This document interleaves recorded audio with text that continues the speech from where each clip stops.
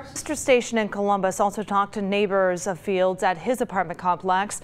They say he kept to himself and didn't seem to want a lot of interaction with them. Now, before he and his mother moved to Maumee, James Fields Jr. grew up right here in the tri-state in Florence. I was in Florence much of today talking with neighbors who described Fields' mother as sweet and outgoing. But a teacher at Cooper High School says her son was clearly expressing radical beliefs about white supremacy and his love of Hitler from an early age.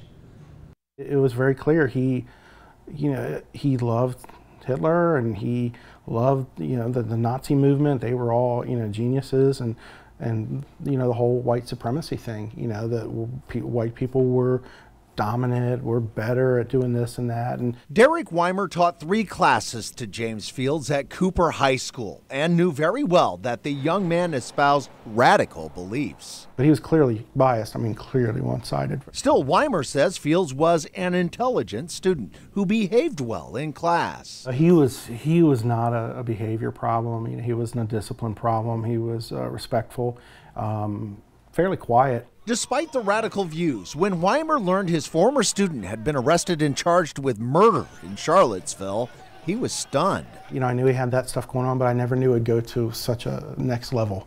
That's quite a next level, when you intentionally try to kill people because of your views. I was shocked, saddened, because she's such a sweetheart. She is Samantha Bloom, James Fields' mom. Her name is still on the directory of this nice condo in Florence, where she and her son lived until late 2015.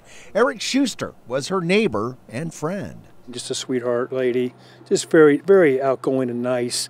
You couldn't ask for a better neighbor, better friend. As fond as he is of Samantha, Schuster says he never really had much interaction with her son. I didn't really know the young man. I didn't know him. It's nothing unusual? Not to my recollection, no. Now, as the country focuses on James Fields, Schuster says he and his girlfriend are focused on his mother and worry about what she is now enduring. She did her best, with her condition physically, to raise a nice child, which, she did, and this happened. I'm sure she's heartbroken.